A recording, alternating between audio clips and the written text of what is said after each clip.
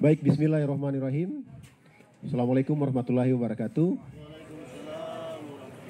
Selamat siang Bapak-Bapak sekalian yang berbahagia. Saya tahu Bapak ini mungkin capek kemudian mengantuk.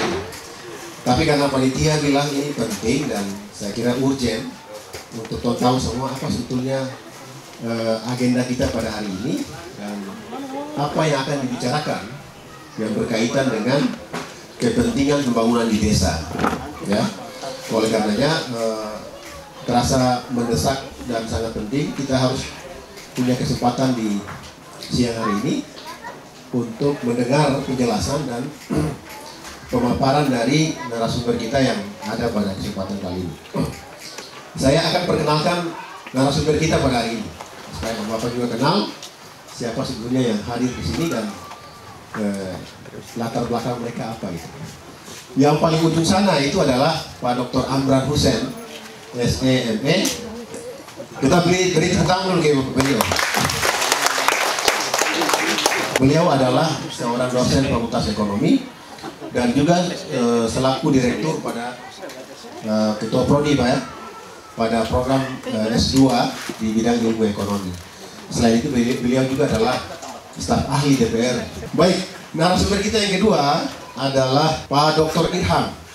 Beliau ini adalah mantan dekan perikanan Universitas Hairun dan sekarang beliau ini adalah direktur apa Pak? Ketua Sekolah Tinggi Ilmu Perikanan dan Kelautan Provinsi Maluku Utara.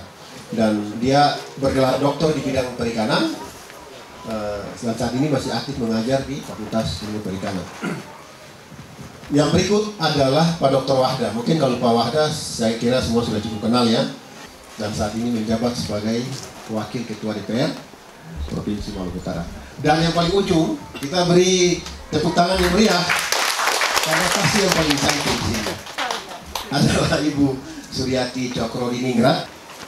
Beliau adalah mantan dekan pertanian Universitas Hairun, memperoleh gelar S3 di Universitas Brawijaya Malang dan sekarang ini adalah sebagai Ketua Senat Universitas Hairun Ternate. Oke, jadi Ibu Yati ini panel nanti sama Pak Dr. Abdurrahman Hoda ya. Baik, Bapak Ibu sekalian, kita akan lanjut sesi presentasi materi. Nanti disampaikan, saya minta lebih dulu Pak Dr. Amran ya, yang akan bicara soal perencanaan pembangunan desa. Saya yakin betul dan saya yakin benar Bapak Ibu juga pasti punya kesulitan terbesar dalam bagaimana merumuskan perencanaan di desa gitu. Jadi begitu ada visi misi, kemudian bagaimana menurunkan dia dalam bentuk perencanaan. Nah di sini kita punya pakar di bidang perencanaan, beliau adalah Pak Dr. Amran. Saya beri waktu ke Bapak 5 menit Pak ya, lebih sedikit 7 menit, harus pas Pak. Silakan Pak. Baik, Assalamualaikum warahmatullahi wabarakatuh. Yang kami hormati Pak Kepala Desa Modayama, Bapak Ibu yang berbahagia, sebenarnya tidak ada yang baru dari sisi perencanaan pembangunan khususnya di desa. Kenapa begitu? Karena saya yakin dan percaya bahwa selama ini Bapak Ibu hidup dan tinggal di desa dan bertahun-tahun dan melalui fase demi fase lalu muncul program-program pemerintahan yang dari sejak zamannya Pak Harto kemudian terganti presiden, program untuk pembangunan di desa kan tetap ada. Nah, yang paling terbaru dan menarik kan sekarang tinggal yang sekarang ini apa yang kita sebut dengan Undang-Undang Otonomi Desa itu, lalu muncul program yang disebut dengan dana desa dan dana alokasi desa. Itu. Jadi dalam konsep perencanaan pembangunan secara sederhana proses perencanaan pembangunan itu harus dilakukan secara terus-menerus. Setiap tahun kan Om Pala bikin musyawarah desa kan.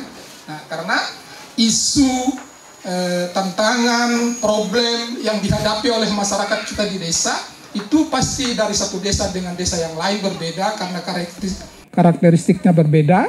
Juga problem yang muncul kemudian dalam dinamika bermasyarakat kita itu juga pasti akan berbeda.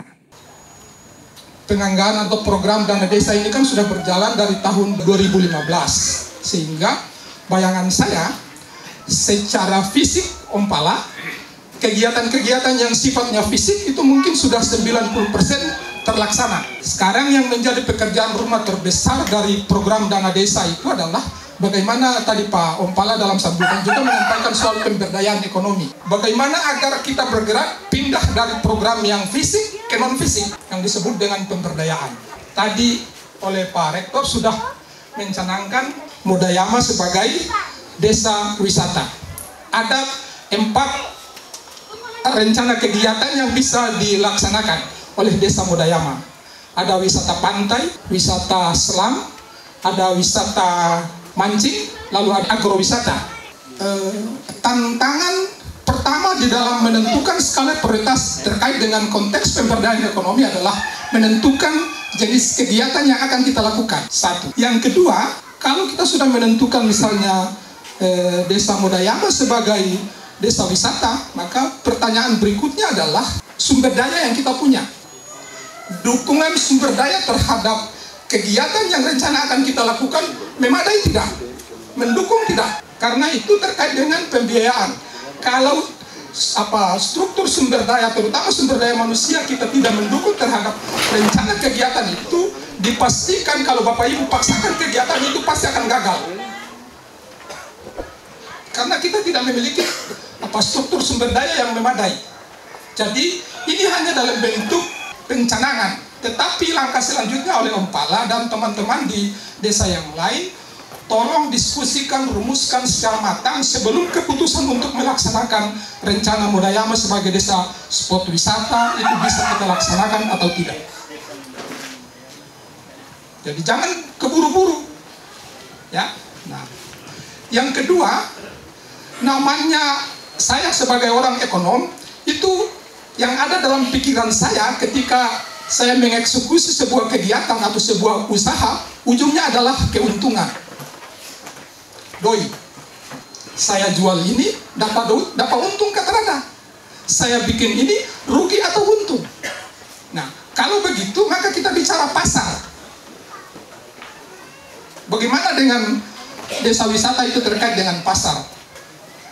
Apakah orang di Jerman mau datang spot wisata di Modayama? Kalau bicara sektor desa wisata itu berarti orang bicara sektor jasa, ekonomi dari sisi jasa. Jasa itu tantangan terberat adalah infrastruktur pendukung sumber daya, harus memiliki nilai jual yang kuat, memiliki daya tarik yang kuat untuk bisa mendorong orang datang ke sini untuk memanfaatkan potensi kita itu. Nah, kalau begitu maka yang harus didiskusikan panjang adalah bagaimana kita menata, bagaimana kita mendesain agar ini desa Modayama ini lebih banyak dikenal oleh masyarakat dunia dan seterusnya. Itu pekerjaan yang memang tidak mudah. Tetapi Ompala tidak bisa pesimis, ya, harus yakin dan percaya bahwa desa Modayama memiliki potensi yang sangat luar biasa dari sisi desa wisata, dan kalau itu dilakukan secara baik dan benar, apa yang kita rencanakan itu dalam konsep perencanaan pembangunan di desa itu bisa kita laksanakan dengan baik. Mungkin itu untuk sementara, karena saya dikasih waktu cuma sekitar 5 menit. Ya. Kalaupun ada hal-hal yang ingin kita diskusikan, akan kita diskusikan kemudian.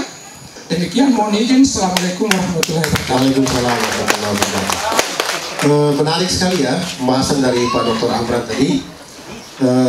Saya malah mencatat ada beberapa persoalan yang sifatnya mendasar Pak ya, yang itu mungkin bisa menjadi pertanyaan dari Ompala, kemudian masyarakat yang lainnya gitu. Tapi pertanyaannya saya simpan dulu. Sebelum itu kita ke Pak Wahda dulu, yang akan bicara soal aspek hukum dalam soal terkait dengan spot wisata gitu. Nah, tentu Ompala bisa membayangkan kalau kita punya rencana membangun spot wisata, pengembangan wisata desa seperti yang disebutkan oleh Pak Amran, sudah pasti ada aspek yuridis yang perlu dipenuhi. Nah, seperti apa model pengembangan dari aspek yuridisnya? Saya persilakan Pak Haji. Assalamualaikum warahmatullahi wabarakatuh. Terima kasih. Yang saya hormati semuanya, semoga kita laksanakan acara ini sukses dan diridhai oleh Allah Subhanahu wa taala. Amin. Bapak Ibu sekalian yang berbahagia, saya diberikan waktu 5 menit yang sama seperti Dr. Amran dalam rangka mempresentasikan apa yang menjadi dasar-dasar hukum dalam pelaksanaan kebijakan itu. Ada 2 sumber dana di desa, DD dan ADD. Iya ya. DD berapa sekarang? DD berapa setiap desa? 18. ADD 1M lebih. Satu orang kepala desa harus mengelola dana 1M lebih setiap tahun. Itu uang tidak sedikit, uang rakyat yang diamanatkan kepada Kades untuk mengendalikan kegiatan itu. Seluruh kegiatan pemerintahan di desa maupun pusat sama, by data, by proposal. Ya, jadi seluruh kegiatan desa itu harus direkomendasikan dalam satu kebijakan yang dibuat oleh desa itu. Jadi jangan kepala desa bangun terus mau bikin apa, bikin tidak boleh. Itu sudah lewat waktu. Kepala desa harus mencanangkan sebuah program yang jelas. Merasa aparat desanya mau bikin apa, dana DD dan ADD ini mau bikin apa-apa saja sesuai pendonal, sesuai dengan sistem yang telah diinformasikan oleh Kemenkum desa. Itu sudah jelas, tinggal dirinci aja. Setiap desa punya program pasti berbeda kalau dari fisiknya, tapi harus dituangkan dalam satu kebijakan umum. Jangan mau bikin terus bikin, saya tidak bisa. Harus melibatkan seluruh komponen masyarakat, membicarakan kira-kira tahun ini kita orang bikin apa di desa ini. Itu penting. Jangan sampai nanti pekerjaan berjalan terus ada yang bilang itu dong putus tempo atau kok dong bikin itu. Nah, terjadi polemik lagi yang tidak siap politik dalam masyarakat. Jadi harus dilibatkan komponen pemerintahan desanya, buat musyawarahnya apa yang dibuat oleh tahun depan, dibikin pada tahun sekarang, supaya diusulkan kegiatan itu menjadi sebuah dokumen publik untuk harus direncanakan pada tahun depan.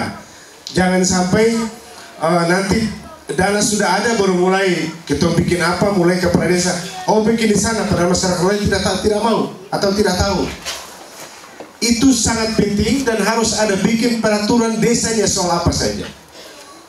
Ya, itu penting sekali adalah bikin perencanaannya akurat. Itu menjadi semacam kompas bagi aparat desa melaksanakan ini dan itu. Apapun kegiatan harus dituangkan dalam satu musyawarah untuk itu, dan kemudian disahkan dan akan dilaksanakan pada tahun berikut. Itu sangat penting karena dalam rangka menjaga akuntabilitasnya atau pertanggungjawabannya. Nanti setelah kegiatan berjalan baru masyarakat tanya, kepala desa mulai cari akal. Ini banyak kepala desa yang diproses di kepolisian dan kejaksaan karena tidak punya dasar otentik melaksanakan sesuatu di dalam kebijakan desanya. Ada yang dana hilang dan segala macam. Ya, kita berharap di Kaiwa Utara ini semua desa sehat, ADD dan DD-nya yang 1 miliar lebih itu, karena itu adalah uang rakyat dan kebijakan itu pada tahun 2016 tidak salah mulai diluncurkan dalam rangka untuk mempercepat pembangunan desa. Memang gubernur punya pencanangan pada RPJMD yang lalu juga membangun dari desa. Itu benar, harus bangun dari desa, tidak bisa bangun dari kota. Akhirnya dituangkan dalam undang-undang desa, dan akhirnya desa memperoleh dana 1 miliar. Sebenarnya dana itu masih kurang, diperkirakan ADD sama 1 miliar lebih per tahun. Jadi ke depan itu insya Allah juga kalau sudah normal, satu desa itu bisa melaksanakan pembangunan 2 miliar rupiah. Itu berarti 1 tahun harus kurang lebih 200 juta harus diserahkan di desa itu. Nah, karena ada pola kerja pemberdayaan bisa itu ada satu macam kalau proyek itu dilaksanakan oleh desa itu ya, iya padat karya sendiri. Itu dalam rangka pemberdayaan, dalam rangka itu jangan kasih orang lain, jangan kasih CV segala macam, kasih masyarakat supaya masyarakat sendiri melaksanakannya untuk mereka juga bisa digaji. Karena diharapkan dana itu masuk di desa, desanya terbangun, masyarakat juga dapat duit dari desa itu pengertiannya. Dan kita berharap akuntabilitas pertanggungjawaban keuangan juga harus rapi supaya jangan diperiksa. Jangan sampai habis kepala desa, mulai jaksa dan polisi mulai panggil, tanya sampai fugado. Itu di banyak desa terjadi hal yang seperti itu. Saya berharap, karena kami pada setiap 3 bulan itu reses turun ke desa-desa, kecamatan, menyerap aspirasi apa yang kurang di sini. Yang kurang tambah bom adalah Bodayama adalah soal air itu yang belum terselesaikan secara baik. Ya, jadi intinya adalah seluruh kegiatan di desa harus diprogramkan dia 1 tahun sebelumnya untuk dicanangkan pada tahun depan dengan dokumentasi yang bagus, dan itu menjadi arah bagi Anda untuk melaksanakan pembangunan desanya agar tersusun secara rapi dapat dipertanggungjawabkan kepada masyarakat di desa tersebut. Itu aja sebagai bahan diskusi untuk kita. Nanti kalau ada pertanyaan kita bisa diskusikan sesaat lagi. Demikian dari saya. Allahumma muwaffiq. Wassalamualaikum warahmatullahi wabarakatuh. Waalaikumsalam warahmatullahi wabarakatuh. Terima kasih Pak Dr. Wahda. Tapi memang akan ada semacam muncul pertanyaan ya dari masyarakat. Mungkin perlu tambahan penjelasan yang lebih terperinci terkait dengan aspek hukum dalam kaitannya dengan pengembangan spot wisata di desa itu. Oke, kita lanjut dulu ke Bu Yati. Ibu Yati, ternyata memang persoalan di desa makin hari makin bertambah gitu masalahnya.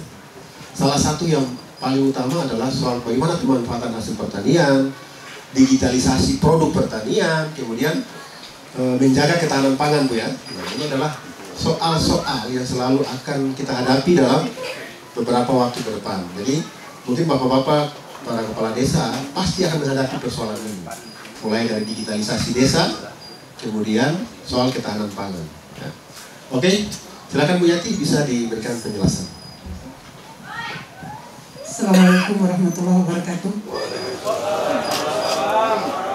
Bismillahirrahmanirrahim. Terima kasih Pak Moderator sudah mengingatkan kami. Sebelum saya presentasi, saya undang dengan hormat Bapak Dr. Abdurrahman Hoda untuk mengambil tempat di panggung. Karena kami berdua couple, sebab saya pertanyaannya Pak Abdurrahman Hoda, Pak Anto itu peternakan khusus ternak, dalam hal ini kambing. Beliau ahlinya.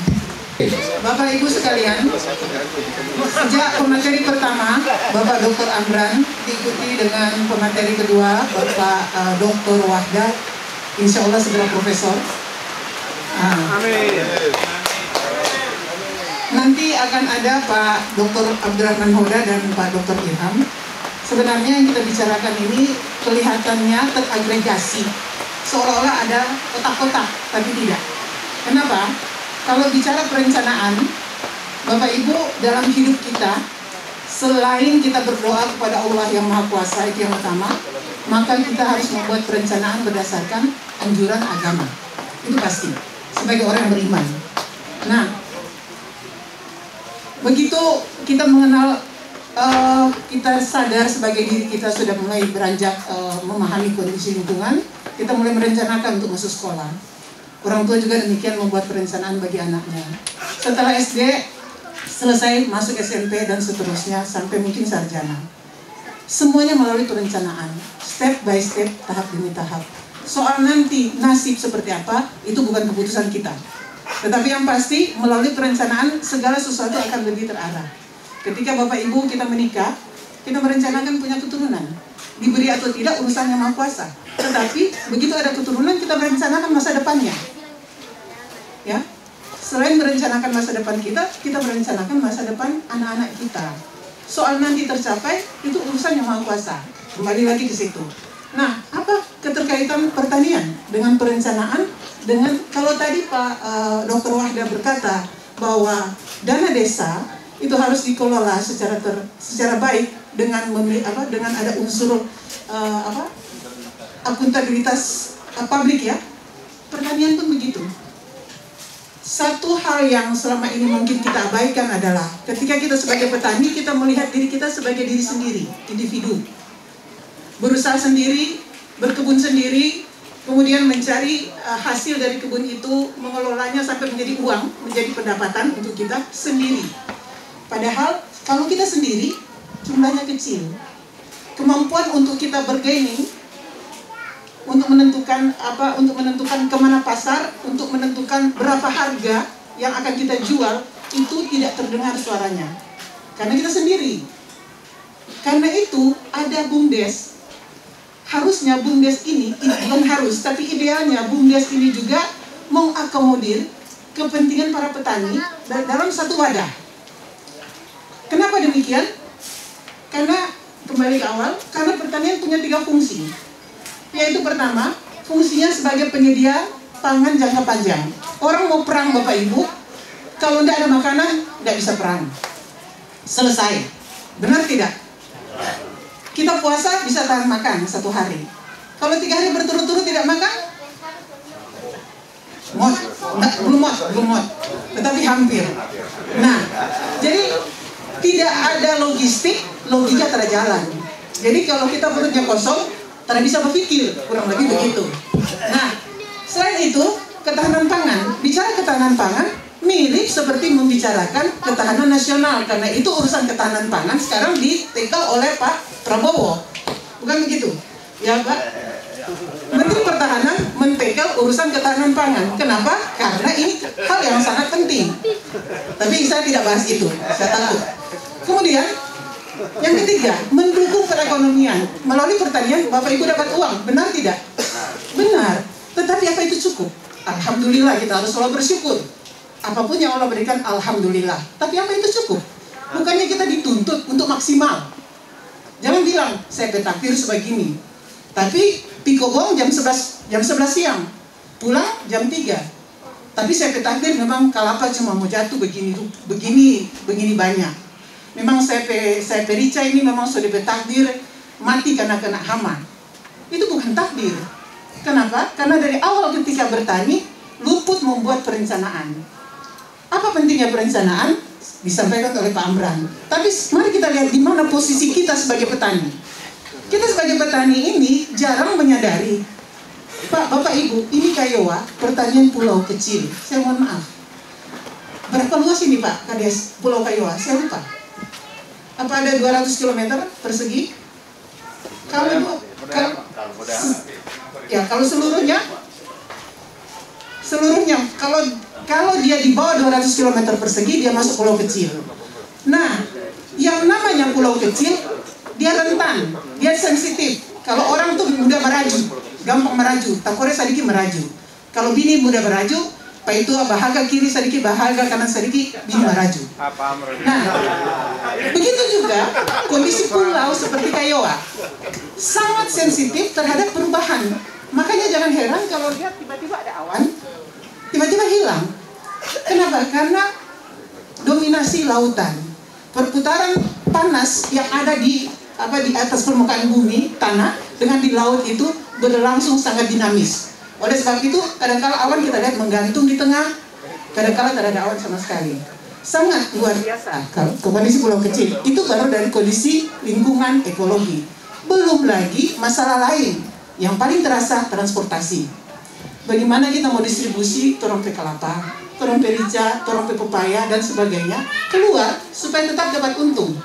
Sementara, pasar kita misalnya mau ke Ternate, kan biayanya besar.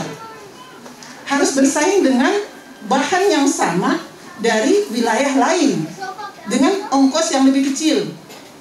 Nah, ini kan persoalan. Jadi Bapak Ibu, kalau ini masalah ini bisa diatasi, kita harus tahu di mana posisi kita. Apa yang kita punya dan apa yang bisa kita lakukan, bukan sendiri, bersama. Kalau ada BUMDes, maka ada juga kelompok ekonomi masyarakat petani, lembaga ekonomi masyarakat petani, yang kalau di Kendari, mohon maaf, saya terpaksa menyampaikan, bukan berarti saya memuja, tapi menyampaikan karena kalau tidak ada penyampaian seperti ini, tidak ada dua komponen, tidak ada perbandingan. Di Kendari ada lembaga ekonomi masyarakat yang mengelola kakao, coklat. Kalau coklat kan yang sudah jadi permen, sudah jadi makanan itu coklat.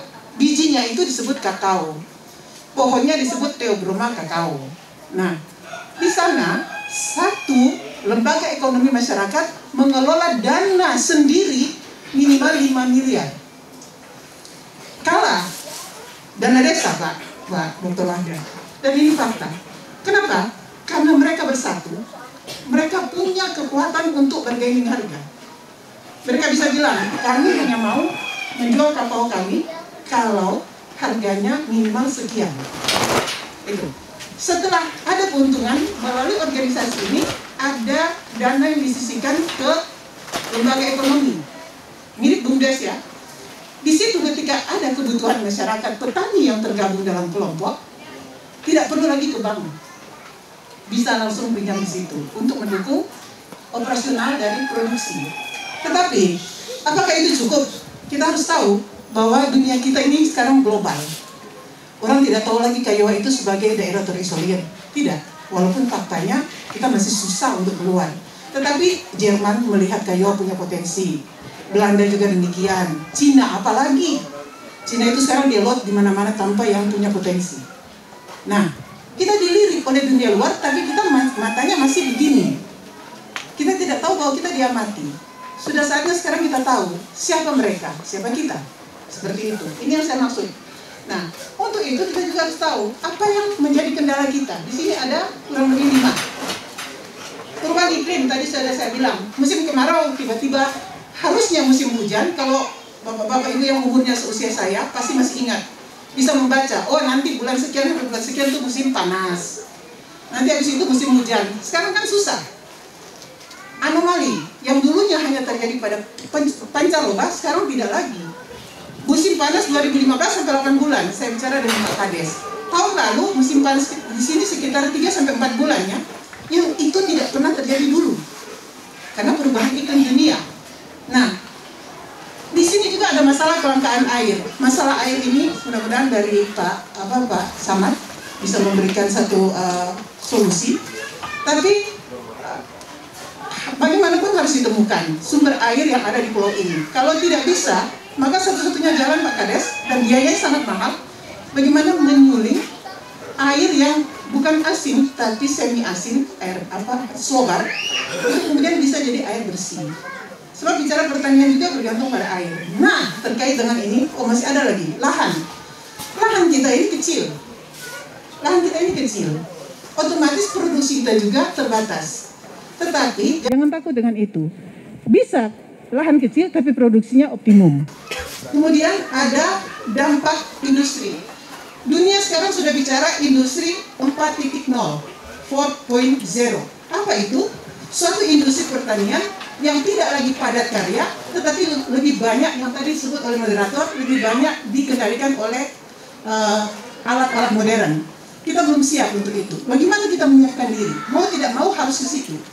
Jadi kalau kita misalnya mau menanam tanaman cabai rica, kita sudah bisa melihat kondisi perubahan iklim selama 7 bulan ke depan secara digital.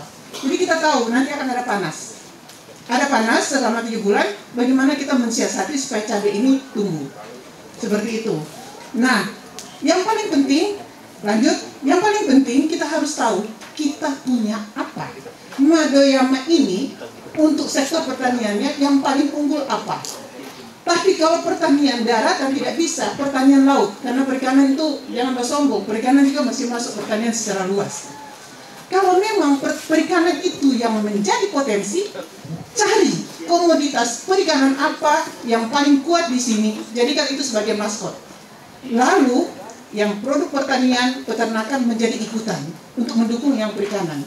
Tidak usah kita harus bersikukuh bahwa kelapa harus, kalau memang kelapa tidak bisa. Yang penting adalah bagaimana hidup kita bisa sejahtera. Nah, Bapak Ibu sekalian, terkait dengan masalah yang dihadapi di sini, cabai misalnya, kalau mau menanam cabai dalam kondisi air kurang, maka kita gunakan apa yang sudah Allah siapkan di alam. Kita gali, yaitu Trichoderma. Trichoderma itu suatu jamur, makhluk individu yang tidak kelihatan dengan mata telanjang. Suatu jamur yang hidup berasosiasi di akar-akar tumbuhan, yang fungsinya adalah untuk menekan kerusakan yang ditimbulkan oleh hama atau khususnya penyakit. Nah, itu bisa tolong cari di pohon bulu, akar pohon bulu pada kondisi hujan. Jangan dicari kalau panas, dia tidak apa. Dicari pada kondisi sedang hujan, Gale itu di bawah perakaran bulu, di sekitar perakaran bulu, tanaman bambu. Gale itu ambil tanahnya, sebelumnya siapkan nasi yang masih segar, bukan nasi basi. Siapkan nasi yang masih segar, kemudian ambil tanah yang sudah ada dari yang kita ambil dari pohon bambu atau di bawah pohon kelapa bisa, atau di bawah pohon pisang juga bisa. Kita ambil, kita kembang biakan di sana. Sebenarnya ada videonya, tapi mungkin waktu kita tidak akan cukup. Kemudian kita biarkan itu, kita campurkan tanah yang mengandung biang dari Trichoderma ini, kita campurkan dengan nasi, kita biarkan selama 1 minggu dalam keadaan tertutup dan steril, bersih. 1 minggu kemudian akan muncul yang warnanya hijau, menutupi nasi. Kalau dia muncul warna putih, berarti itu adalah mycorrhiza. 2 hal ini ada di alam, bisa kita gunakan sebelum orang tanam cabai. Orang campurkan Trichoderma dan mycorrhiza ini ke dalam tanah, ke tanah yang akan kita jadikan tempat budidaya. Insya Allah kalau hanya panas 2 bulan atau 3 bulan, dia masih bisa mendapatkan air dari tanah karena pekerjaan dari mycorrhiza. Saya sudah sampaikan ke Pak Kades. Itulah teknologi sederhana yang sebenarnya ada di alam kita. Lalu kalau memang ada masalah hama pada cabai yang dia hantam itu, biji cabai, biji rica itu kering, biji rica dia mulai kering bagian ujung, itu kan hama dari lalat. Nah, untuk mengantisipasi itu cuma ada 1, pestisida. Tapi untuk mencegah itu tidak terjadi, maka jangan hanya menanam cabai melulu dalam kondisi yang luas, tapi ada juga tanam terong, fofoki ya, ada tanam fofoki juga di situ, ada juga tanam tomat. Yang kita harapkan hama yang nanti tujuannya ke cabai, dia terhalangi dengan tanaman-tanaman pengganggu, tanaman lain ini. Karena terong itu hanya sebagai pendamping. Tujuan kita yang utama adalah cabai. Nah, jadi bukan terong yang jadi tujuan utama. Jadi kita pakai pelindung itu. Tetapi kalau sudah kena, maka tidak ada jalan lain, kita harus semprot. Ini yang kita hindari. Oleh sebab itu, kita sebaiknya menggunakan sumber-sumber yang ada di alam kita untuk menekan kerusakan yang mungkin ditimbulkan oleh masalah-masalah tersebut. Nah, yang ingin yang ingin juga saya sampaikan di sini adalah sudah saatnya di sini ini di Kayo menggunakan sedikit teknologi sederhana. Belum 4.0, sederhana saja. Misalnya apa? Misalnya kopra. Bapak-bapak di sini masih menggunakan cara pengasapan untuk buat kopra. Beralihlah ke pembuatan kopra putih. Harganya 2 kali lipat, Pak, Ibu. Dan Pak Wadek 3 punya pasar untuk kopra putih. Jadi dari harga 4.000 kopra biasa, jadi 8.000 sampai 9.000 kalau sudah jadi kopra putih. Walaupun Kayo ini panas, tapi ada juga waktu hujan. Nah, kalau kita pakai oven itu kita bikin sendiri. Kami di Unhair bisa mendesainnya. Ada tenaga teknik kami. Per oven itu kisaran harganya, biayanya itu sekitar 15 juta sampai 20 juta yang bisa mengoven sekitar 5 ton kopra. Bisa digunakan oleh dalam sistem kelompok. Jadi tidak lagi bergantung pada panas. Dan yang kita hasilkan itu dengan kadar air, kopra dengan kadar air sekitar 7% maksimal. Itu kalau kita jual harganya tinggi. Jadi kita tidak usah berkecil hati, ini pulau kecil, luas lahannya terbatas, ya. Tetapi kita bisa meningkatkan harga dengan meningkatkan kualitas. Itu yang kami maksud. Kemudian kambing, kalau cuma kambing saja, jual dagingnya selesai. Tapi kambing itu ada susu. Kambing etawa misalnya, bisa kita buat susu kambing menggantikan beli itu susu-susu creamer yang kita kasih minum ke anak-anak kita. Itu bukan susu tapi creamer. Yang dulu nama, kalau bilang merek nanti dong itu lagi bahasa saya, somasi bahasa saya, jadi nggak usah lah. Yang creamer itu sebenarnya bukan susu, itu krim. Jadi manfaat susu tidak ada di situ. Kita bisa minumkan susu kambing yang kita produksi sendiri. Lebih lanjut lagi, kita bisa bikin yogurt. Yogurt itu sekarang dicari sekali di pasaran, terutama di Ternate. Nah, itu sangat baik untuk pencernaan. Jadi, dengan sedikit berupaya secara berkelompok, kita bisa membuat kemajuan bersama. Kalau yogurt diproduksi hanya 1 orang, nggak punya harga. Tapi diproduksi oleh Kayo Utara seluruhnya, bagi peternak dan petani, itu akan punya harga yang baik. Saya pikir itu yang bisa saya sampaikan. Saya selanjutnya mengundang dengan hormat Bapak Dr. Abdul Qadir. Terima kasih ya, kita beri aplaus ke Ibu Yati. Saya sebetulnya ingin lebih lama lagi beliau bicara karena kalau perempuan bicara tuh mengantuk. Oke, setelah Bu Yati saya kasih Pak Dr. Abdul Qadir. Mungkin beliau ini ahli di bidang peternakan, terutama kambing ya. Jadi nanti Pak Anto Oda akan menjelaskan bagaimana sih sebetulnya cara beternak kambing yang mungkin lebih efisien dan ekonomis. Baik, saya silakan ke Pak Dokter. Terima kasih moderator. Bismillahirrahmanirrahim. Alhamdulillahirrahmanirrahim. Pertama-tama saya ingin sampaikan bahwa sebenarnya tujuan kedatangan saya di KIWA ini adalah keinginan Pak Ketua dan Pak Rektor sekaligus untuk menyenangkan tangan gitu. Nah, tapi karena kebetulan saudara di sini, saya membantu Ibu Dekan. Beliau ini dulu mantan dekan. Waktu mantan dekan saya juga membantu beliau sebagai pembantu dekan 1. Jadi hari ini juga saya membantu beliau untuk menambahkan sedikit informasi tentang peternakan. Gitu. Jadi kalau kita bicara peternakan, khususnya dia bilang saya ini sebagai dokter kambing. Karena penelitian saya tentang kambing. Judul penelitian saya adalah pemuliaan ternak kambing di Maluku dan Maluku Utara. Jadi bagaimana kambing itu kita muliakan, gitu. Dan memang sebenarnya kadang-kadang orang bilang begini, yang ada di otak udah kambing ya, kan begitu, ya. Nah, makanya saya bertugas untuk pemuliaan dia, supaya jangan sampai kita tidak ada kan orang bilang yang ada di otak model kelapa ya, tidak ada kan? Yang ada di otak model kambing, yang ada di otak model apa? Sapi gitu. Kira kebanyakan itu pada ternak yang dinotasikan yang buruk-buruk itu pada ternak. Tapi sebenarnya supaya Bapak dan Ibu tahu bahwa kebutuhan manusia, karbohidrat, sayur-sayuran dan sebagainya, tepung-tepung dan sebagainya, unsur utama di dalam tubuh kita, kalau tidak ada protein, maka kita akan berjalan. Pasti.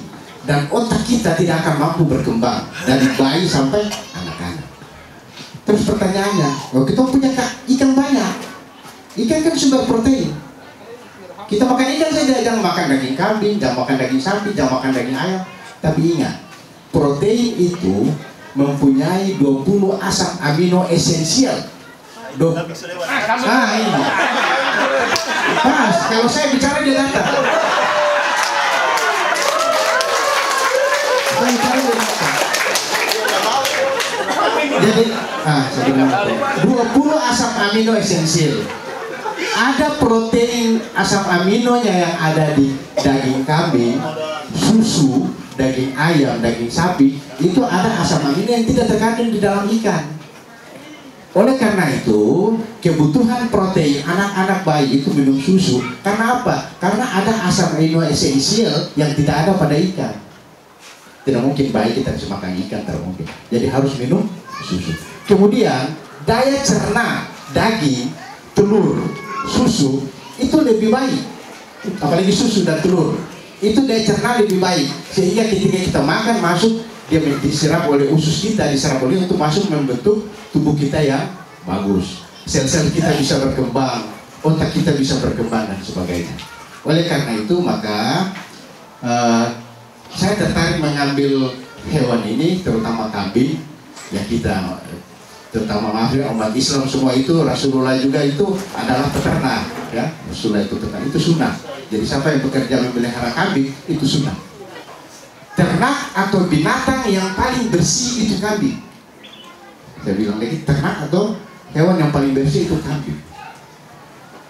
Daun-daun yang sudah jatuh itu dia tidak akan makan, tapi dia punya kemampuan untuk merenggut makan itu daun-daun yang masih di atas. Nah, jadi dia memang musuh bebuyutan petani juga. Kalau kita tidak kurung baik-baik ya, sayur yang tergantung telur pakas sedikit habis.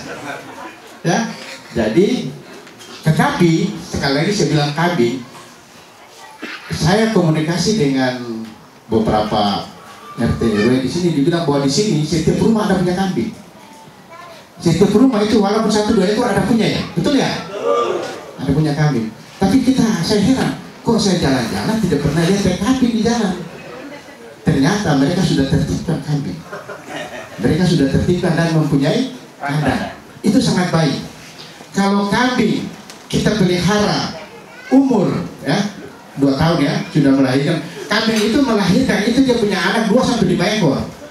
Kalau 1 ekor kita pelihara 1 tahun, dia melahirkan 1 kali berarti 5 ekor. Tetapi kalau kita pelihara dalam kandang, kita bisa punya penghasilan sebanyak 10 ekor.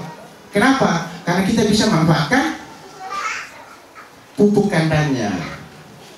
Kalau kita tampung kotorannya, itu bisa diolah menjadi pupuk yang sangat bagus. Kencing kambing, ya kencing kambing. Kalau kita buat di bawah kandang, jadi kambing itu kalau dipelihara harus di atas panggung, ya. Jangan kasih bikin kandang, kasih biar dia masuk, tidak pakai pintu. Pagi-pagi dia keluar, makan daun-daun, daun yang ada berair, ada ombong di sini bilangnya, ombong, itu akan menyebabkan penyakit kembung perut. Nah kalau pagi bong kambing, berteriak terus-terus itu dia perut kembung, ya itu perut kembung. Itu tidak bisa. Jadi kambing itu kandangnya harus dikunci. Pagi itu setelah matahari keluar lebih dulu, ya setelah embunnya menguap, ya tidak ada embun, baru kita buka berlepas supaya dia makan daun apa saja yang tidak mempunyai embun. Itu penyakit kambing. Kegunaan kambing ada untuk tipe pedaging, ada dwiguna. Dwiguna itu adalah kambing untuk daging dan sekaligus untuk susu. Tapi sekarang kalau orang tua-tua pergi di acara kuliah, ini apa? Nah, ini kambing. Kadang-kadang mereka susah. Padahal kambing mati itu ya? Hah? Padahal kambing mati. Kambing mati. Tapi kenapa saya tanya orang Arab dan orang India itu dong? Cekek kambing paling banyak. Orang Arab dan orang India. Kenapa? Dan tidak berdampak apa-apa kepada mereka.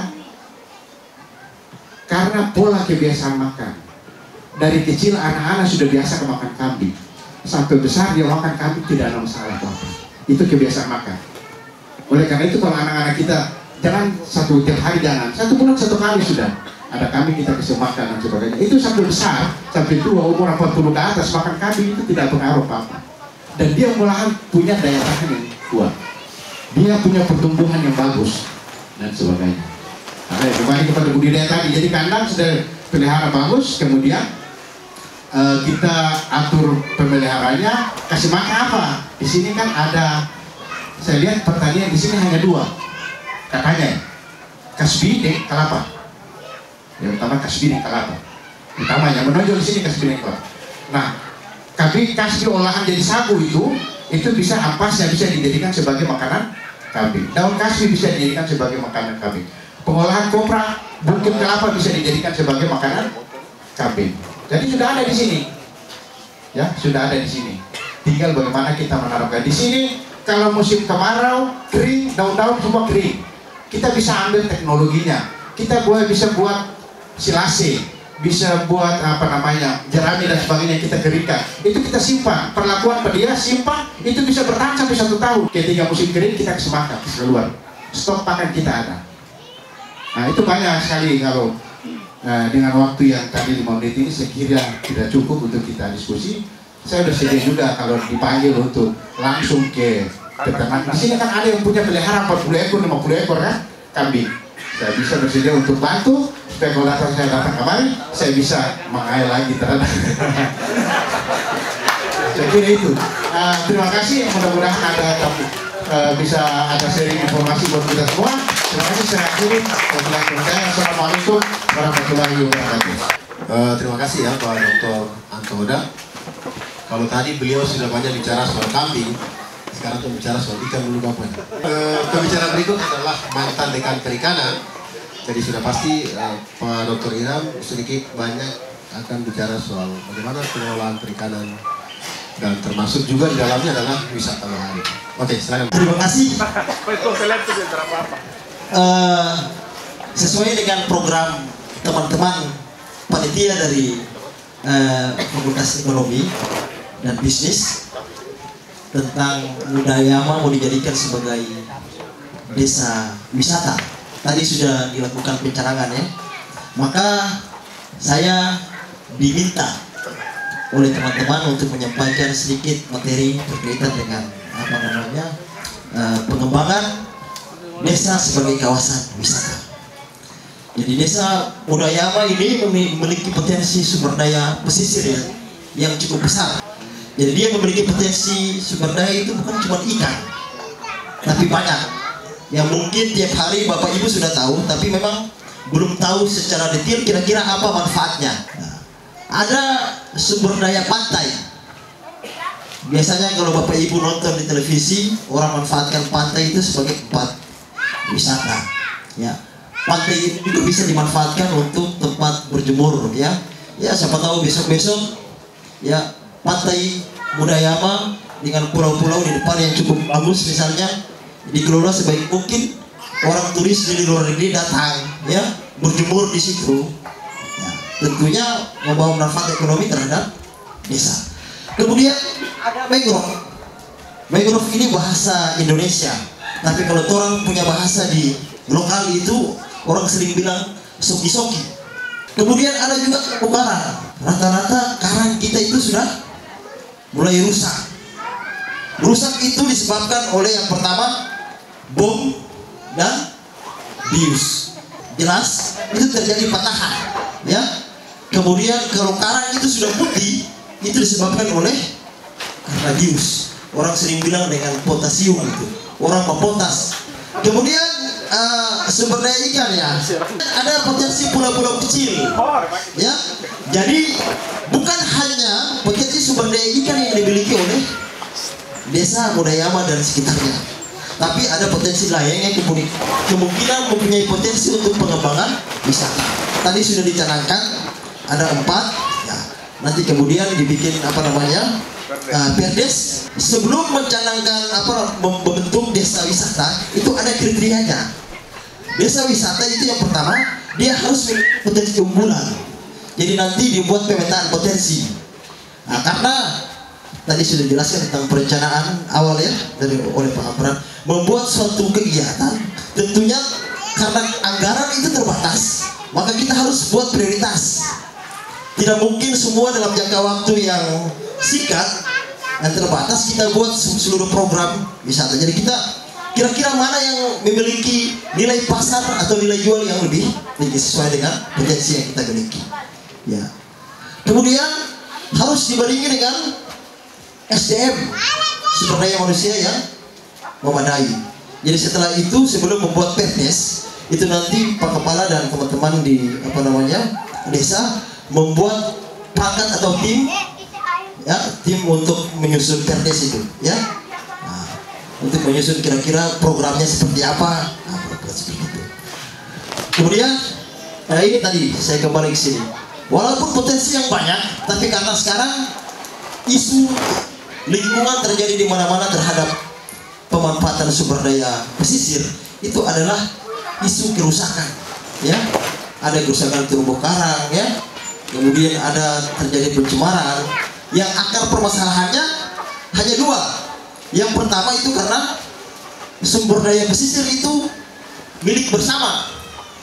Artinya bahwa tidak ada satu orang pun yang bisa mengklaim bahwa soki-soki yang ada di laut itu Om Pala punya, atau soki-soki yang ada di sana itu Sekdes punya.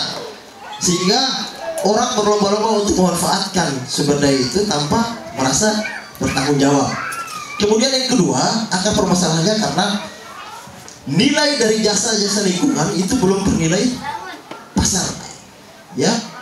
Padahal sekarang orang lebih tren untuk mengembangkan wisata. Karena apa? Ketika kita mengembangkan wisata, orang dari luar datang ke daerah kita, memanfaatkan sumber daya yang kita punya tanpa membawa pulang.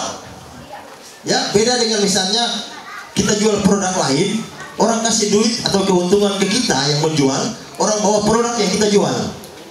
Tapi kalau kita jual jasa dan lingkungan, ya, orang datang kasih kita keuntungan atau duit tanpa mereka membawa sumber daya itu bawa pulang. Mereka hanya menikmati. Orang menikmati, kita dapat keuntungan, ya. Orang tidak bawa pulang sumber daya yang kita miliki.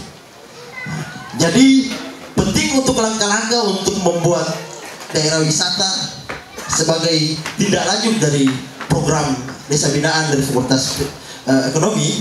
Maka pertama itu teman-teman di sini harus bikin pemetaan potensi sumber daya. pemetaan sosial, kemudian pemetaan budaya. Ya, nanti sebentar ada filenya bisa diambil misalnya teman-teman pendampingan. Kemudian yang kedua, siapkan sumber daya. Ya. Dan yang ketiga adalah Ompala ketika harus sudah buat program seperti itu, maka harus didukung dengan infrastruktur yang memadai. Nah, orang bikin tempat spot menyelam, tentunya harus didukung oleh alat selam yang bagus. Ya. Jadi pengembangan wisata bahari itu bukan cuma aspek tadi yang sudah dicanangkan, tapi ada 3 secara garis besar. Itu ada 3. Yang pertama itu wisata pesisir.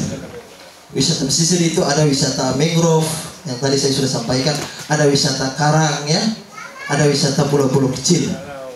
Bisa orang datang untuk berjemur. Yang kedua adalah wisata permukaan air. Pernah lihat apalagi Haji Wahda punya jet ski itu kan? Jadi orang wisata hanya di permukaan air, menggunakan permukaan air sebagai media atau objek untuk orang berwisata. Biasanya ya jet ski, banana boat, kemudian snorkeling. Kemudian ada wisata bawah air. Nah, wisata bawah air adalah menyelam, ya. Menyelam itu ada 2 wisata bawah air. Ada menyelam, kemudian ada orang penelitian. Dan itu kemudian kalau kita tata secara baik, itu bisa mendatangkan nilai ekonomi untuk meningkatkan kualitas hidup bagi masyarakat di desa. Jadi saya sangat senang ketika datang ke sini kemudian ada program seperti ini, karena lagi-lagi bahwa saat ini lagi tren untuk orang kembangkan wisata untuk meningkatkan nilai ekonomi bagi suatu wilayah. Maka sekali lagi terima kasih Pak Papi, ya. Nonce, nama baru nih, kita punya ketua ini.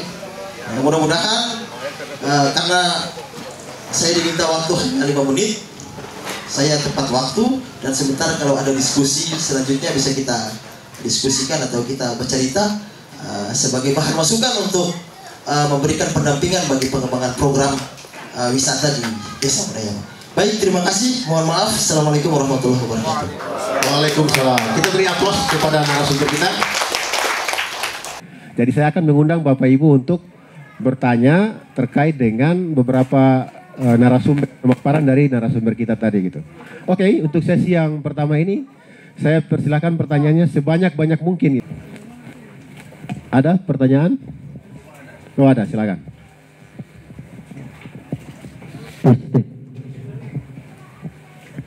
Langsung diarahkan ya pertanyaannya ke pemateri yang mana. Baik, terima kasih. Assalamualaikum warahmatullahi wabarakatuh. Waalaikumsalam.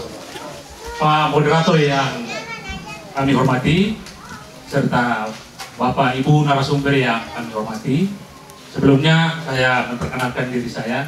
Nama saya sama dengan Bapak moderator saja. Oh iya. Nama saya Nurdin Madi. Boleh berdiri Pak ya kalau bisa. Oh, Nurdin Madi. Ya. Kebetulan saya bersama dengan Pak Edi itu adalah koordinator pendamping desa di Kabupaten Albar Selatan. Tugas kami adalah mengkoordinir 249 desa untuk bagaimana mengelola dana desa ini secara baik dan transparan. Pertama, kami memberikan apresiasi yang tinggi terhadap Universitas Hairul dalam hari ini Fakultas Ekonomi atas kegiatan yang dilaksanakan pada hari ini. Baik, pertama mungkin apa yang disampaikan oleh Pak Dr. Amran tadi terkait dengan perencanaan desa. Memang betul Pak, bahwa sebelum kegiatan tahapan yang dilakukan oleh desa, maka perencanaan itu penting. Kemudian dituangkan dalam musyawarah desa, lalu ditetapkan dalam APBD, ya, APBD desa itu. Tetapi dalam perjalanannya begini Pak, bahwa kita semua bersepakat bahwa perencanaan baik, kita berharap bahwa akhirnya juga akan baik. Tetapi dalam pelaksanaannya ada perencanaan yang baik, tapi itu kemudian banyak juga desa yang berakhir dengan kurang baik. Oleh karena itu, kami berharap agar supaya ada semacam masukan begitu bagi desa, agar supaya perencanaan itu baik, akhirnya juga baik. Itu yang pertama. Yang kedua, untuk Pak Dr. Wahda, memang betul Pak, desa, terutama di Halmahera Selatan, ada 249 desa ini, memang ada beberapa desa yang memang terjerat dengan persoalan hukum. Terjerat dengan persoalan hukum ini ada dua. Pertama, memang pemerintah desa ada yang belum begitu paham terkait dengan bagaimana pengelolaan dana desa ini kemudian itu tidak terjadi masalah. Tetapi memang ada juga pemerintah desa yang memang dalam hal tata kelola anggaran desanya juga tidak transparan, sehingga itu menyebabkan banyak desa yang atau beberapa kepala desa yang kemudian terseret dengan masalah hukum. Kami berharap mungkin ada kiat-kiat begitu Pak Dokter terhadap pemerintah desa ini agar supaya kita berharap agar supaya desa yang ada di Maluku Utara ini, lebih khusus yang ada di Halmahera Selatan ini, jangan sampai mereka terjerat dengan masalah-masalah hukum. Gitu. Yang paling terakhir bahwa di sini ada salah satu kegiatan adalah sekolah BUMDes, bahwa memang benar bahwa pembentukan badan usaha milik desa itu adalah amanah dan perintah daripada Undang-Undang Desa. Di dalam Undang-Undang Desa nomor 6 itu diinstruksikan agar supaya desa itu harus dan wajib untuk pembentukan BUMDes. Problemnya sekarang adalah bagaimana BUMDes itu digerakkan, bagaimana menggerakkan potensi ekonomi yang ada di desa. Ini juga terkait dengan masalah sumber daya manusia.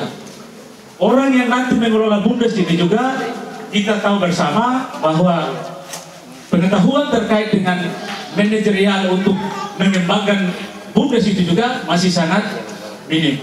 Terima kasih dari saya. Mohon maaf kalau ada kata-kata yang salah. Assalamualaikum warahmatullahi wabarakatuh. Nama saya Yahya Sabah atau Yahya Safar Iman. Ya.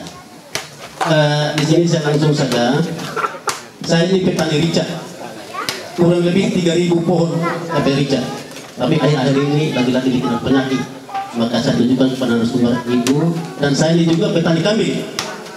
Maka yang sharing ini saya akan berikan pertanyaan. Bagaimana cara untuk mengatasi risa penyakit ini? Air ini tanaman cabai atau rica itu dia penyakit. Padahal pengorbanan saya itu waktu tanam itu manual, saya bersiram sampai mau mati. Kadang-kadang air itu campur dengan bensin, tapi bensin banyak sekali. Campur air itu karena rica 3 pohon lebih, bukan gampang. Musim kemarau saya tanam. Tapi hari ini dia hasil sebaru setengah, sebelum setengah itu sudah kena penyakit semua. Apa pencegahannya itu? Bisa penyakit atau alias bosa itu. Kalau orang muda bilang bosa, orang tahan itu. Nah, itu. Terus yang kedua, kambing. Sapi kambing itu kurang lebih 20 ekor, 9 ekor mati baru-baru saja di 1 minggu itu. Kenal penyakit. Orang di sini bilang panere itu. Dia mencet perut kembung, terus mencet. Jadi harus sekali itu Bapak peternakan itu. Harus sekali kalau boleh sebentar itu ke kandang. Ya sampai kami dulu. Ya, terima kasih atas pertanyaan saya. Assalamualaikum warahmatullahi wabarakatuh. Assalamualaikum warahmatullahi wabarakatuh. Nama saya Muhammad Kirim Soban, warga desa Doroban, Kecamatan Jaya Utara. Menyimak apa yang disampaikan tadi oleh Pak narasumber, saya pun coba berenung. Saya bilang begitu, nanti apa perlu dipanggil macam itu kok itu orang itu begini kan? Ya toh? Karena orang mulai bercerita mulai perencanaan, terus bagaimana itu pertanian yang diternakan. Padahal semua ada di desa. Contohnya kambing, segala macam tadi itu. Ini sesuatu yang sangat luar biasa. Padahal kita dituntut untuk mengembangkan potensi. Kadang kita punya potensi tapi kita tidak kenal. Lalu kemudian kita kenal, tapi bagaimana cara mengembangkannya? Mulai ia dari mana? Kita melangkah dengan kaki kiri atau kaki kanan, ini juga menjadi permasalahan. Masalah desa ini kan masalah kita orang semua. Menurut saya, artinya itu orang mau mulai maju negeri, di negara ini harus kembangkan mulai dari desa. Karena masyarakat ini 80% tinggal di desa. Itu yang berutak arti bercerita kemiskinan, memang kemiskinan itu ada di desa. Tapi justru lalu kemudian kita mengharapkan pada orang dengan semangat undang-undang nomor 6 ya. Itu sangat luar biasa rohnya itu. bagaimana bisa mendorong masyarakat desa untuk maju dan mandiri. Tapi itu isyarat undang-undang dan bunyi. Tapi yang melaksanakan di bawah itu siapa? Kepala desa punya tingkat pemahaman yang sama.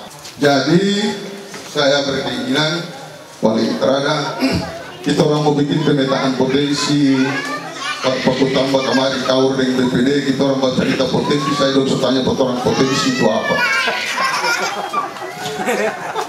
Padahal secara nyata kita orang punya potensi wilayah ada, hanya kalau kemudian tidak dibarengi dengan potensi manusianya juga kan tidak bisa kami. Gitu. Oleh karena ini tanggung jawab kita orang semua, maka saya bilang unhai, orang bersyukur hari ini manusia bikin kegiatan satu yang luar biasa ini. Jadi saya sangat bersyukur hari ini bahwa Bapak yang ada di sini, mudah-mudahan ke depan kita orang rasa memiliki bahwa tanggung jawab kita orang itu semua sama.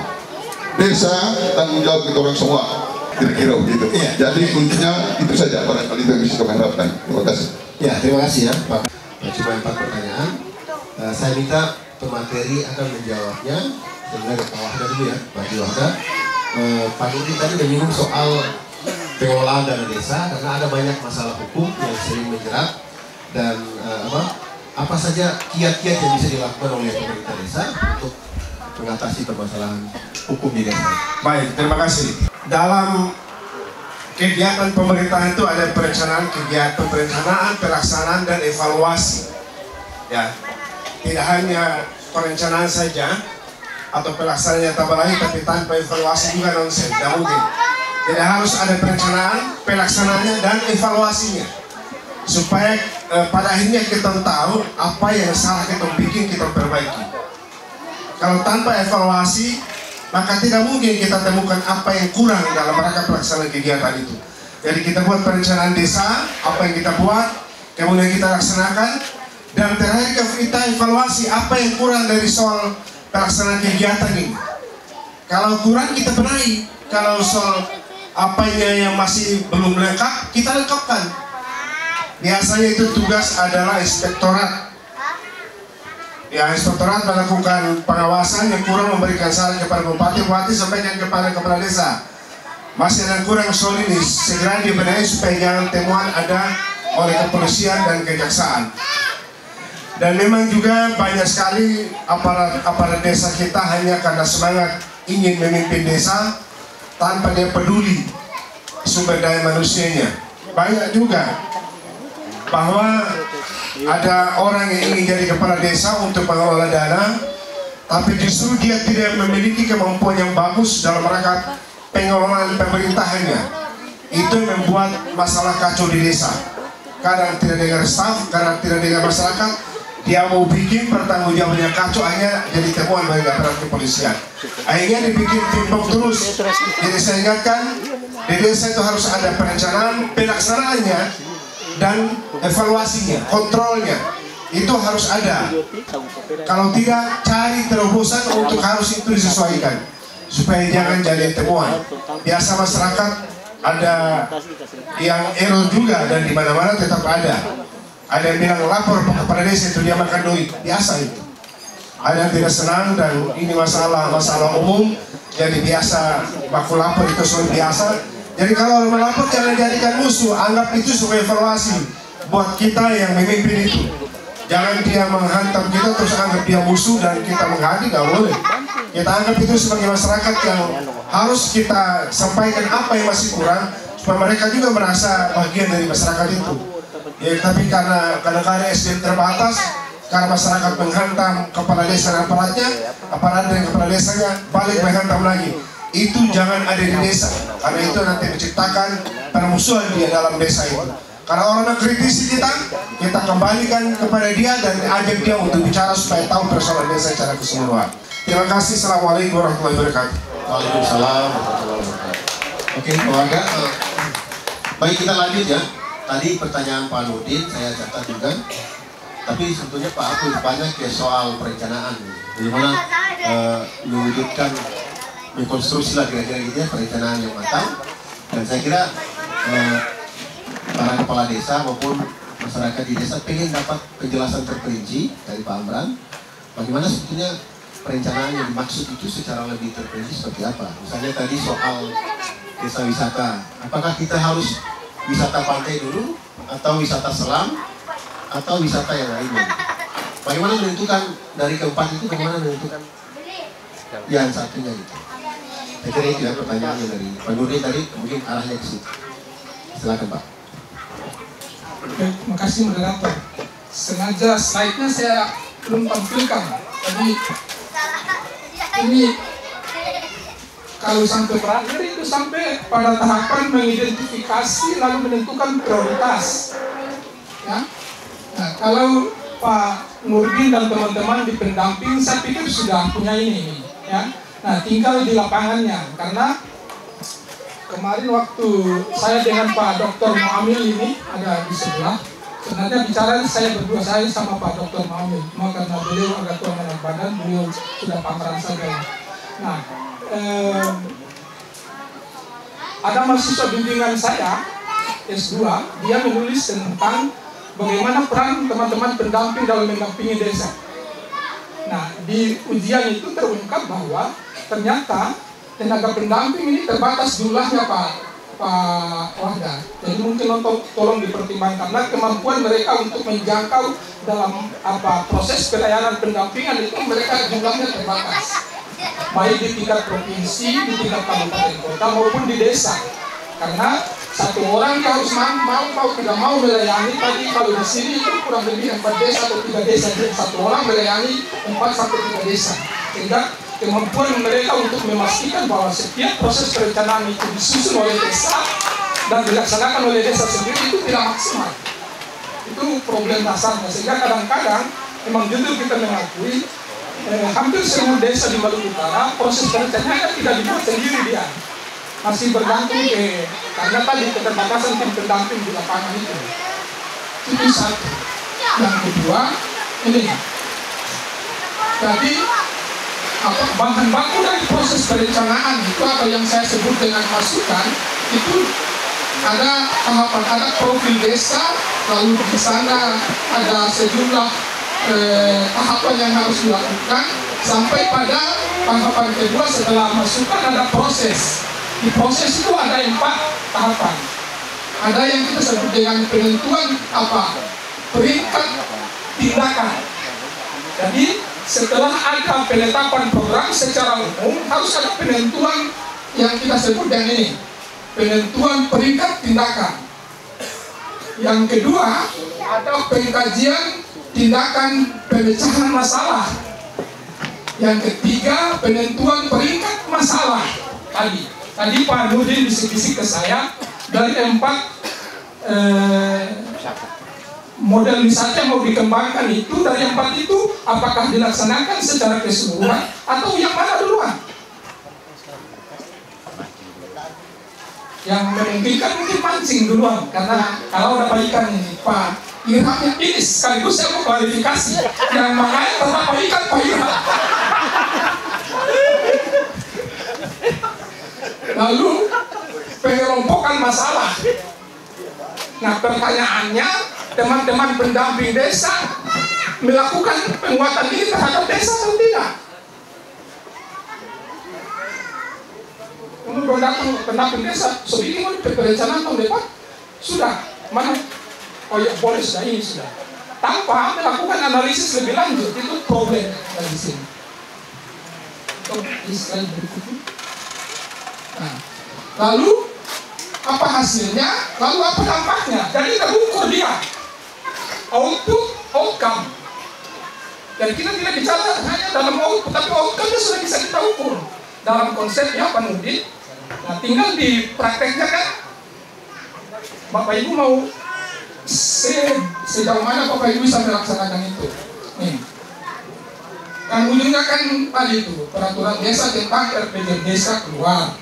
Daftar usulan rencana kegiatan pembangunan di desa keluar dalam bentuk DU RKP desa. Lalu keputusan kepala desa untuk menetapkan. Next. Nah, ini adalah contoh sketsa desa, pemetaan desa. Jadi desa Mudayama ini harus dipetakan mana yang tadi Pak Irham bilang, oh ini potensi wisata mangrove. ini potensi daerah yang khusus untuk pemeliharaan ternak kambing. Jangan kambing dan sapi kasih jadi satu, nanti kedua baku gigi jadi masalah. Ini wilayah desa khusus untuk pengembangan ayam potong. Jangan gabung dengan ayam petelur, nanti satu tak bertelur, satu tak potong-potong, jadi masalah juga. Jadi di pemetaan desa itu penting dilakukan ke arah sana dari sisi potensi desanya. Ya, next. Ini lalu ada contoh formulir daftar masalah dan problem dari sketsa desa. Dari sketsa desa yang tadi lalu dibuatkan dalam bentuk form seperti ini, sehingga dalam konsep perencanaan itu jelas dia terukur betul. Tapi kalau sepanjang Bapak Ibu tidak lakukan, saya yakin dan percaya perencanaan itu tadi Pak Nurdin bilang di awalnya bagus, di ujung pelaksanaannya masalah, di akhirnya kepala desa bermasalah. Contoh kalender musiman tadi. Jadi kalau Bapak Ibu tahu bahwa tadi kan problem soal rica busuk tadi itu, ya ada problem kambing sakit. Teman-teman pendamping desa juga harus terus meningkatkan kapasitas dalam konteks kasus per kasus. Jadi menjadi tantangan bagi teman-teman pendamping desa ketika ada masalah yang muncul seperti itu. Apa yang Bapak Ibu harus lakukan sebagai pendamping desa? Mau tidak mau Bapak Ibu harus belajar ke Ibu Yati, ke Pak Irham. Kalau para tahu datang dan tanya, karena universitas itu adalah ladang pengetahuan, sumber pengetahuan. Tapi kalau monitor ada masalah Pak Imam sana kambing mati, tapi kalau monitor pernah datang cari paman Pak ini. Karena tidak mungkin Pak Anto tiap hari ada di sini. Yang ada di sini adalah bapak ibu pendamping desa. Dan dimulai dari sekarang saya titip pesan, kalau ada persoalan yang Bapak Ibu tidak bisa selesaikan di desa, cari sumber pemberi informasi, sumber pemberi pemecahan masalah di desa itu. Baik, sebenarnya tadi ada pertanyaan bahwa kita punya potensi besar Pak di desa, potensi pesisir untuk dijadikan daerah wisata itu besar. Tapi bagaimana caranya untuk membuat langkah-langkah ya? Kemudian kita punya keterbatasan sumber daya. Artinya siapa yang membuat itu? Kenapa kita harus buat pemetaan? Ya, pemetaan potensi. Tadi itu secara umum ya, perencanaan secara umum. Kalau khusus untuk desa wisata, kan banyak nih potensi kita nih. Kita buat pemetaan tadi dari sekian banyak potensi yang mau dijadikan sebagai daerah wisata bahari. Kira-kira mana yang paling unggul, ya, yang paling bagus, yang paling cocok? Dan tidak mungkin semua program atau potensi yang ada itu kita jalankan dalam waktu yang bersamaan, karena kita punya keterbatasan waktu, yang kemudian keterbatasan anggaran. Kemudian terkait dengan sumber daya, ya, langkah-langkah untuk membuat desa wisata salah satunya adalah penyiapan sumber daya. Ya. Kita di desa tidak punya sumber daya ya, tadi akan tenaga pendamping dan pameran ini, ya. Kemudian tadi kan baru perencanaan, kita membuat program itu apa? Oh, kita membuat kalau lebih banyak ikan di sini kita buat wisata spot mancing misalnya. Oh, kita tentukan di mana spot mancing. Ketika orang datang, orang berbicara itu pakai metode Monako ya. Orang di Jepang tangkap ikan itu bukan tangkap, dia ambil ikan. Kemudian misalnya kalau kita ingin wisata selam, ya kita sediakan fasilitas. Begitu kira-kira. Jadi tugas kalau kita tidak punya sumber daya, ya tenaga pendamping bisa membantu. Yang kedua, tadi Pak Rektor sudah berkomitmen kalau punya masalah, kita di Purhai sana punya komunitas perikanan dan kelautan, menyurat ya, atau datang ke sana. Kita punya masalah tentang bagaimana pengembangan wisata bahari di Udayama atau di desa lain. Kira-kira bagaimana langkah-langkah teknisnya untuk kita membuat, kita akan bantu, ya seperti itu kira-kira. Baik, terima kasih. Assalamualaikum warahmatullahi wabarakatuh. Waalaikumsalam warahmatullahi wabarakatuh. Selanjutnya Bu Yati terkait pertanyaan Pak Imam tadi pada cabai yang kurang bagus, kemudian nanti juga ada soal kami. Jadi ini singkatnya, terima kasih Pak Moderator, terima kasih Pak Imam. 3.000 rica itu ditanam dalam kondisi bagaimana? Di sekitar areal tanaman itu ada tanaman apa? Ada terong, tomat juga, iya. Ya, sebagian itu. Tapi sebagian kecil saja. Jarak tanam berapa? 1 meter itu. 1 meter? 1 kali 1? 1 kali 1. Masya Allah. Di antara setiap meter, di antara satu dengan satu ini ada tanaman apa? Kosong? Kosong. Oke. Di sekitar itu ada tanaman apa? Perkebunan, kelapa? Ya, kelapa terus. Oke. Pada saat olah tanah pertama kali, Pak Imam bikin bagaimana olah tanahnya? Kacau? Oh, tidak. Secara manual saya. Oh, tanpa olah tanah. Tanpa olah tanah. Ada serangga kecil yang warna merah, bintik-bintik. Betul. Oke. Bahasa kita bilang kebulang. Oh ya. Kalau bahasa kita, kalau yang dikenal dunia itu kopsi. Nah, kira-kira begitu. Jadi Pak, dia perica itu busuk mulai dari ujung. Kadang yang tengah itu sudah bintik-bintik. Iya, kalau yang bintik-bintik itu lalat. Nah, lalat buah. Tapi kalau dia busuk dari ujung itu, dia basah atau kering? Kering.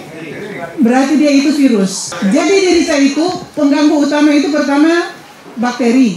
Bakteri itu kalau dia kena bawa perica layu. Ini tidak layu toh? Ya, betul. Tidak layu. Nah, kemungkinan besar dia virus. Tetapi dia asosiasi dia berteman dengan hama. Kalau Bapak ini rica nona atau rica nona. Sekarang karena sudah jadi begini, tidak ada cara lain kalau dari informasi yang ada, tidak ada cara lain semprot dengan pestisida. Tetapi dia seumur berapa? Ricanya umur berapa? Seberapa lama tanam? Sudah setahun ini. Berarti masih ada 1 tahun lagi, kurang lebih untuk panen, kurang lebih. Jadi kalau masih mau suka panen yang bagus, tolong cari trichoderma. Yang tadi saya bilang. Nomor HP saya bisa catat. Saya sekarang mau jadi top di sini. 0812 4812 9595. Jadi saya ulangi 0812 4812 9595. Nanti saya kirimkan video cara membuat trichoderma dan mycorrhiza yang tadi saya sebutkan.